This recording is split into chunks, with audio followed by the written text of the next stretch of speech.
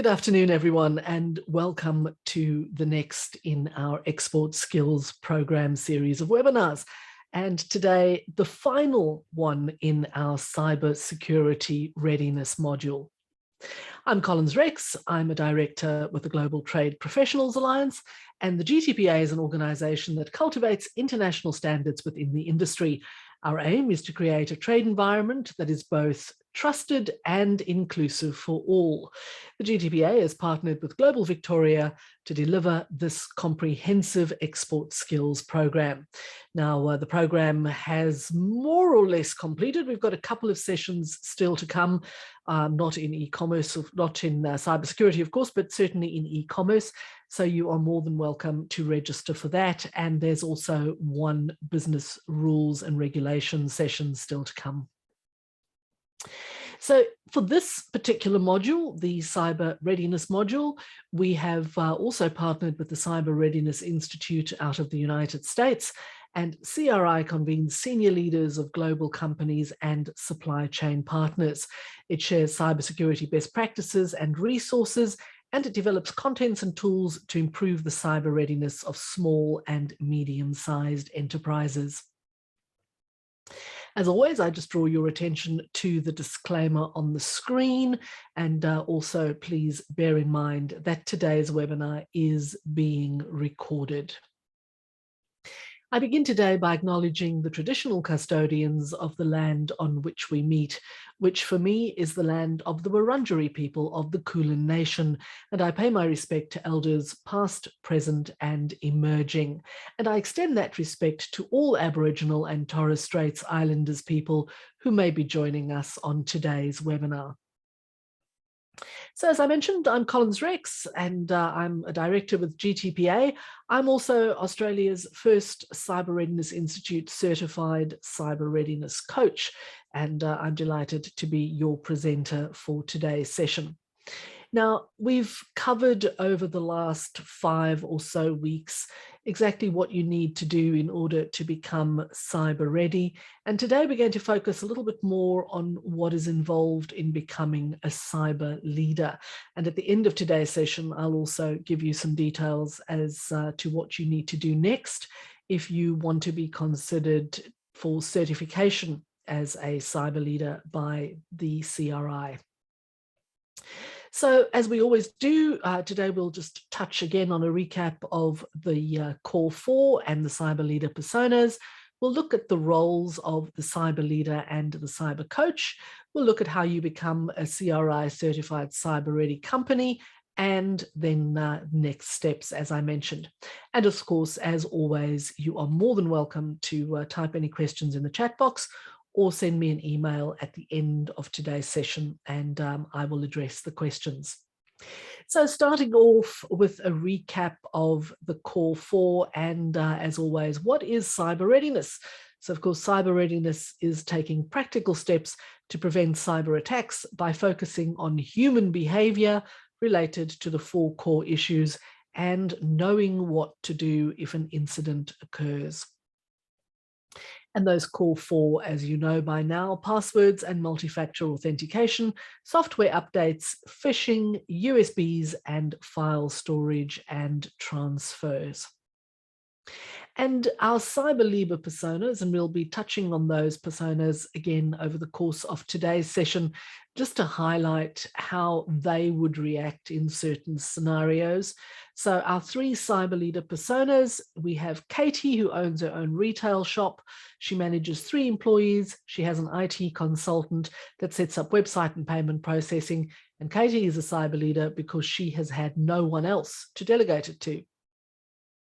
Susie is the IT manager for a company that has around 50 employees at a financial services organization, and she is primarily focused on setting up, maintaining, and troubleshooting their IT systems. She was selected as the cyber leader because the owner of the business believes that she's the only one in the organization familiar with computer technology. And finally, there's Ralph. Ralph is the HR manager at a motor car parts manufacturer, and he works closely with major car makers. He has 2 IT professionals in the organization, but the CEO chose Ralph to be the cyber leader because he is good with people. Now, when we focused on those core four, we looked at how the personas would explain the core four to their employees and which ones they would prioritize and how. So Katie, as we know, was going to focus on introducing one of the core four at a time. She wanted to keep it as simple as possible, and she encourages her employees to be cyber ready at home as well as in the office. Susie, because many of her colleagues work remotely, has decided to focus on multi-factor authentication, and she uses a statistic to illustrate how much risk is mitigated by using MFA.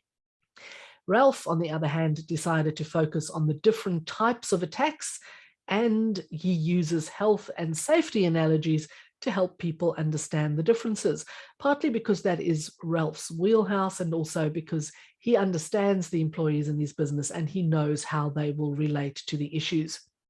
He does this by sending out emails with short, funny descriptions showing how the core four can prevent them. And of course, how you approach dealing with cyber issues and indeed getting your business cyber ready will depend on your role in the business, but also your own personality and what makes it easiest for you to convey information to your staff. So let's look now in a little bit more detail at the Cyber Readiness Institute and GTPA's Cyber Readiness Program. So the overall process works like this. You attend the Export Skills Program Cyber Readiness module, which of course you have all done. And as I emphasized at the start of this module, this is the one module where you have been expected to attend all of the sessions. If you want to be considered for certification and you have missed any of the sessions, you do need to reach out to me and you need to work your way through the deck, and we will then have a conversation about how ready you are to take the next step. You have appointed a cyber leader in your organization, and our assumption has been that those of you attending this module are the cyber leaders. The cyber leader, when this program is done, will complete an online cyber readiness program supported by me and presented by CRI Online. You will then complete the playbook, which means you will have to prove that you have adopted those cyber readiness policies, that you've completed a prioritization worksheet and an incident response plan. You'll need to have trained or at least begun to train all your employees. And I will then have a look at what you've done and how successfully you've completed the program. And then CRI will do a final assessment. And if you are found to be cyber ready, you will receive your certificate. So when we look at the Cyber Readiness Program structure and the playbook checklist, these are the sorts of things that you will be expected to cover off.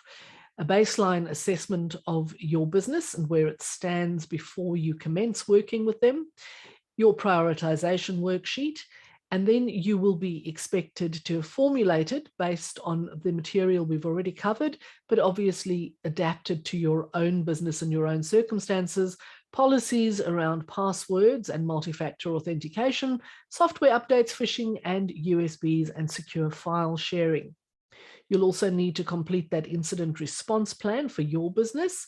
You'll need to have embarked on some employee training, and you will have to then undergo the baseline reassessment of your business when all of these things have been implemented. So in terms of getting cyber ready, if we look at our three personas and the reasons why they would decide to get cyber ready, Katie has decided to pursue certification because she wanted to work with a cyber coach. She thought the coach could look at what she had done and provide practical advice. So for Katie, it wasn't so much about being certified. It was that the certification was a step to getting more information and support. Susie chose to get certified to get an outside opinion on how the people and process sides of cybersecurity were being implemented. In particular, she was interested in a review of her employee training, and also leading her company to certification would be a professional accomplishment for her. So for Susie, it wasn't just about getting personally certified, but it was also about ensuring that once she had gone through the process and she had brought her company up to a readiness level, that the company could be certified as a cyber ready business. Ralph pursued certification because their customers wanted proof that basic cyber hygiene was being addressed in the company. And considering that the persona we've created for Ralph is that he works in a motor car manufacturing business, a parts manufacturer, and we know, for example, that Toyota recently had a really serious ransomware attack as a result of someone downstream from them being attacked. It makes perfect sense that Ralph's people will want to know, what is this organization doing to ensure that they have staved off any attacks? So Ralph needed to prove that they had good technology in place, but the certification needed evidence that, or was the evidence that his upstream customers needed to make sure that the company was cyber ready. So before you put up your hand to become a cyber leader, think about how far along is your organization on the journey to cyber readiness, and how much work would you still need to do in order to get them there. Also, how would being CRI certified cyber ready benefit you and your organization? So let's look now at the roles of the cyber leader and the cyber coach. So we'll start with the engagement model for certifying your company, and we'll start with the cyber coach.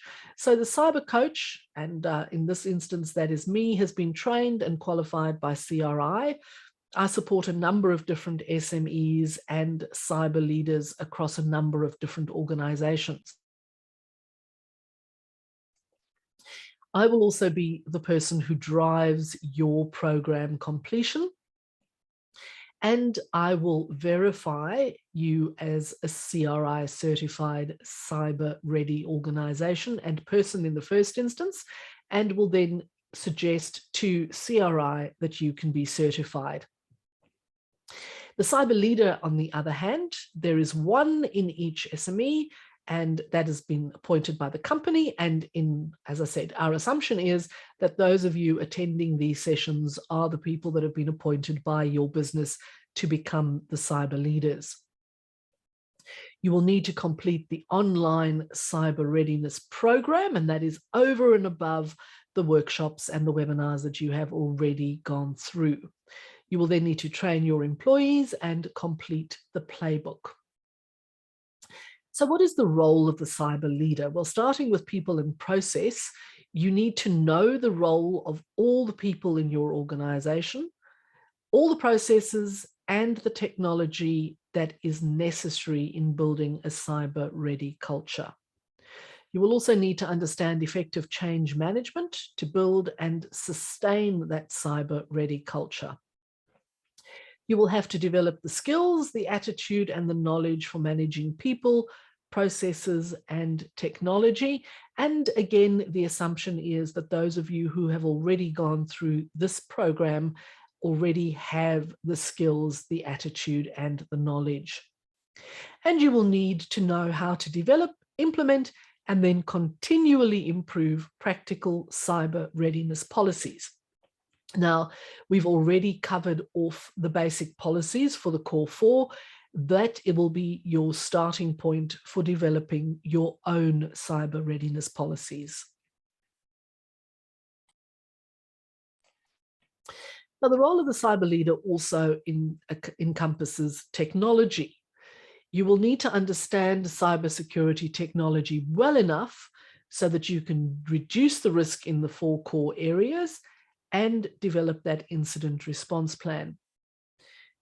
You will need to know enough about cybersecurity and cybersecurity tech to ask your company's IT service providers the right questions and to understand the answers, and that is very important. You will have to be able to explain the use and value of cybersecurity technology to the non-technical people in your organization. And that doesn't mean the people who don't work in the IT department. It means every person in the organization who is not necessarily that comfortable with technology.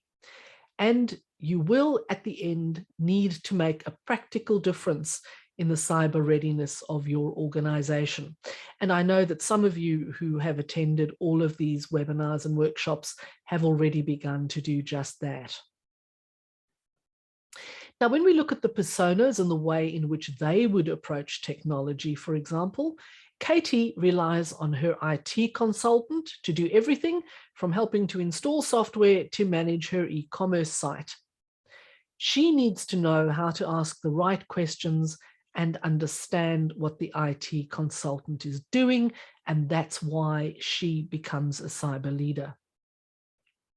Susie needs to know all the new technologies that a company of her size could use that would be both cost-effective and practical. And she then needs to justify technology expenditures to senior management and to explain technology use to all other employees. And that is why Susie needs to be cyber ready. Now, in the case of Susie, of course, she's already an IT professional, so she understands the technology. For her, there are two challenges. One is to convince management that they should spend money on the right tech, and the other is to bring everybody else in the organization along on that technology journey. Ralph has to be able to collaborate with his IT department, with service providers, and lead a team of department heads in integrating the technology into the organization in a practical way. So bearing in mind, Ralph's company is a larger one, and there are a number of moving parts. Ralph's role is to bring them all together and to bring everybody along to make the organization cyber ready. Now, when we look at the role of the cyber leader in orchestrating implementation of this new technology, the cyber leader needs to review and revise any policies and procedures and look at it from the perspective of the new technology. The cyber leader needs to demystify the relevant technology for management and the workforce. The cyber leader needs to communicate to the workforce about the use of the new technology. So if you've installed new file sharing technology, for example, how does it work? Why does it work? How do you use it? If there is new cybersecurity software that has been installed and new firewalls, etc., you need to be able to explain to the staff what the stuff is and how it is going to change the way they work. The cyber leader is a communication bridge between the staff and the IT consultants, also the managed service providers, the cloud service providers, and if there is any, the in-house IT support. Now, the cyber coach has a role to play in all of this as well, and the cyber coach is essentially an evangelist for cyber readiness. So the cyber coach builds awareness of cyber readiness, including prevention and incident response, helps to develop cyber leaders in each of the small businesses, helps to develop practical policies and effective training and communication, and verifies that the company is to be certified as a cyber leader. So if you're going to be the cyber leader, you need to have the following skills. You need to have strong managerial and people skills, because you are going to have to sometimes make people do things that are not very popular with them. You have to have the ability to effectively drive change and to establish a lasting culture of cyber readiness. For you, the challenge is not just to change immediate behavior, it is to change long-term behavior so that eventually everybody thinks cyber ready without having to be reminded of any of the issues. Everybody in the organization needs to become cyber ready as second nature. You need to be comfortable with technology. Technical knowledge is way less important than just being comfortable with technology as a tool. You must, of course, be able to handle your cyber readiness role alongside your real job, which is your day-to-day commitment. And you need to really care about the importance of cybersecurity, and you must have a fundamental understanding of the serious impact of cyber attacks on your business.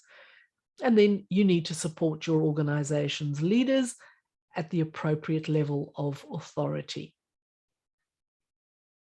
Now, if you are going to be engaging and influencing your organization, you obviously need to be able to work with everybody in that organization. That includes senior management and the board, if it's applicable, workforce, colleagues, employees, both full and part-time, contractors. You need to understand the cybersecurity risks to the organization and to each individual's job, and then convey it to them. Now, if you're going to engage in influence, you can get some hints on how to do that from our 3 personas. So Katie explains to employees that cybersecurity is important given the number of cybersecurity attacks against small retailers. And remember, hers is a small retailer. She also explains how jobs and the shop are at risk if they do not build a cyber-ready culture. She puts up posters in the coffee room. She reminds employees of the best cybersecurity practices. Susie feels that senior management doesn't put enough emphasis on cybersecurity, and they themselves often forget to follow the policies that have been put in place, which of course sets a bad example. So Susie uses a presentation to demonstrate the damage a cyber attack could do, and she provides a plan focused on the core 4 issues and the incident response to address vulnerabilities. She puts the plan in place, she asks for approval by management, and then implements it.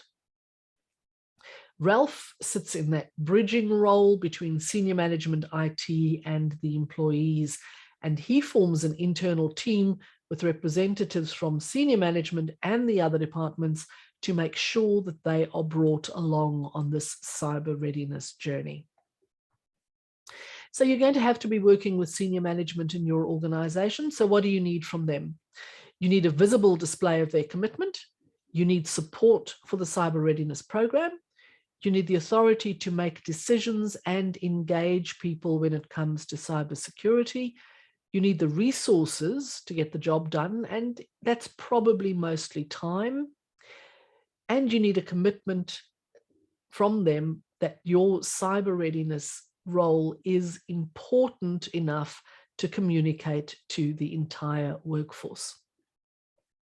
So how do you get their commitment? Well, you're going to present the facts on the business benefits in getting and keeping customers. You're going to prove that cyber risk is one of the biggest risks to your organization by tracking and reporting on incidents. You're going to demonstrate minimal cost and disruption to employees and business versus the high potential cost of a cyber incident.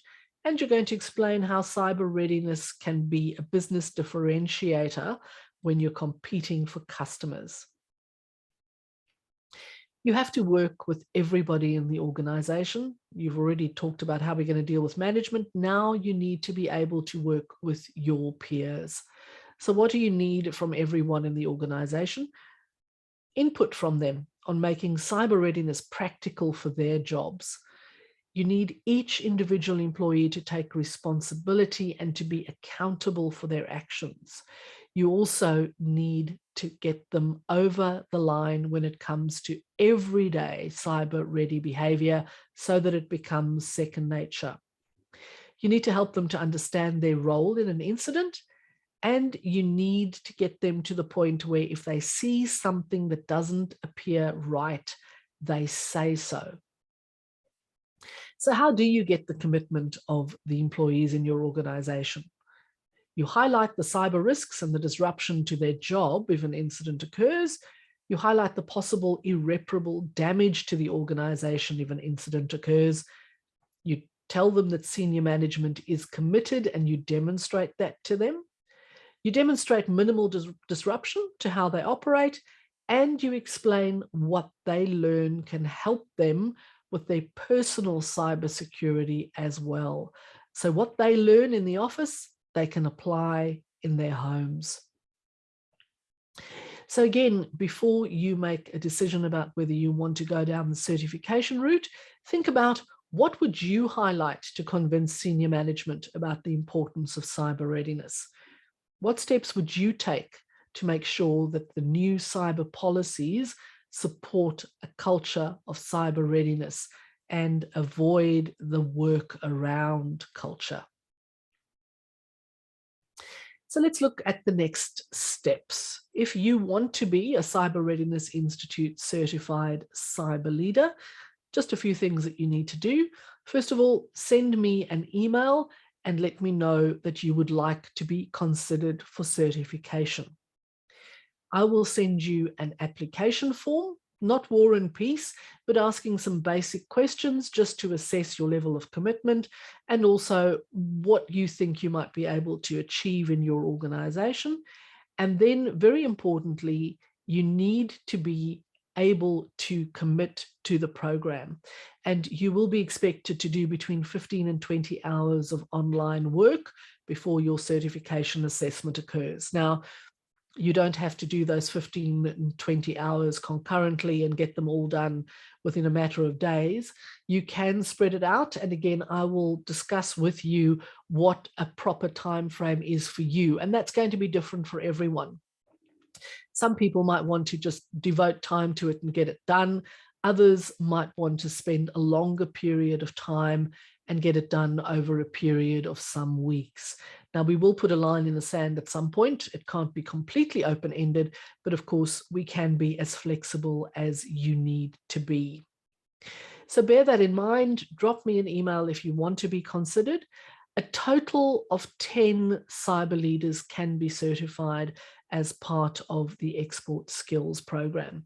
If we have a greater number that would like to apply for certification, I will talk to you about alternatives that we could put in place.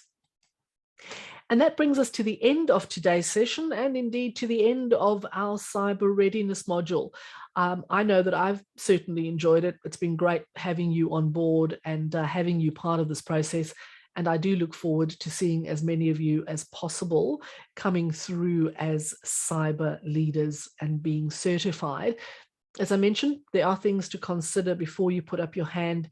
If you cannot commit to the full program, please give somebody else the opportunity, because it would be really unfair if you take one of those 10 spaces and you're not going to finish it. If you don't think you're going to finish, then keep all the information that you've got on board already, which is going to put you well ahead of just about anybody else in terms of getting your business cyber ready, but you don't have to go down the certification path. Now, I did mention that we do have a couple of sessions still to go in the overall program. There's one final e-commerce session to come, and also that business rules and regulations session. And that one is for North Africa and the Middle East. So if you'd like to register for either of those, again, the address on your screen.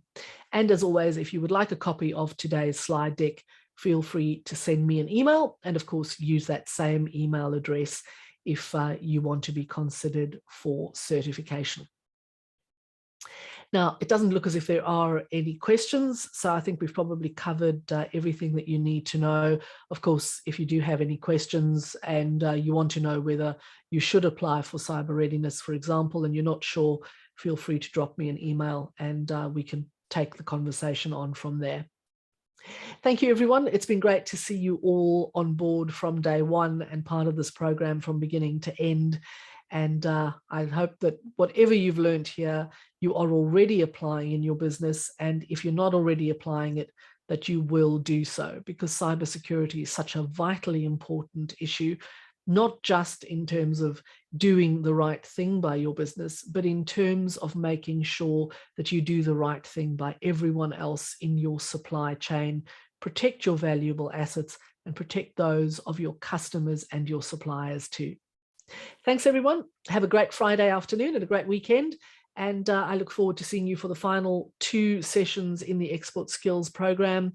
And I look forward to getting your applications for the Cyber Readiness Certification program.